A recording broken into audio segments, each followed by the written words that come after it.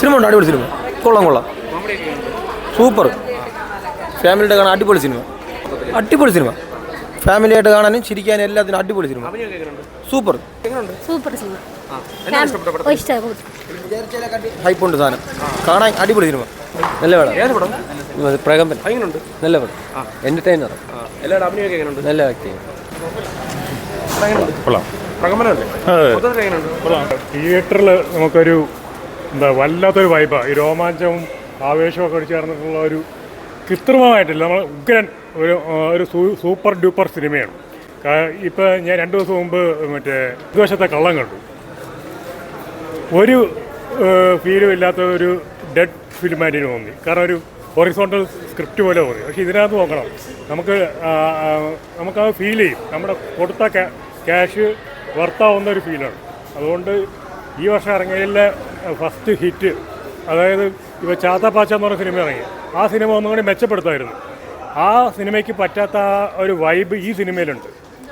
ആ സംവിധാനം പറ്റുമെങ്കിൽ ഈ സിനിമ കാണണം. കാരണം ഒരു എൻ്റർടൈൻമെൻറ്റ് സിനിമ എങ്ങനെ ആയിരിക്കണം എന്നുള്ളത് ഈ സിനിമയിൽ വ്യക്തമായി കാണാം.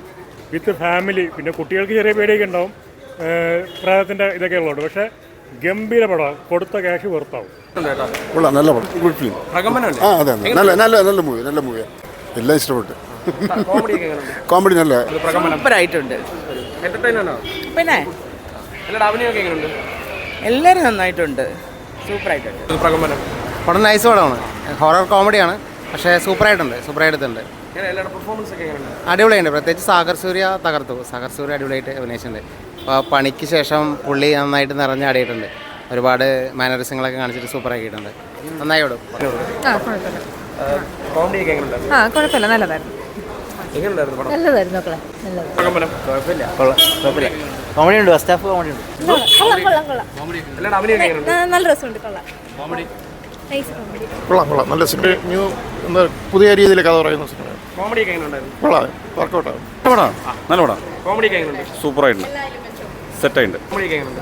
കോമഡി ഉണ്ടായിരുന്നു, ഹൊറർ ഉണ്ടായിരുന്നു, നന്നായിട്ടുണ്ടായിരുന്നു. കണ്ടിരിക്കാം. കോമഡി അത്യാവശ്യം കൊള്ളാം. പുള്ളിനെ ഇൻസ്റ്റാഗ്രാമിൽ കണ്ടിട്ട് ഇല്ല പരിചയം. അടിപൊളിയാണ്, നല്ല അഭിനയം. കുഴപ്പമില്ല, കൊള്ളാം. കുഴപ്പമില്ല, കോമഡി അല്ല.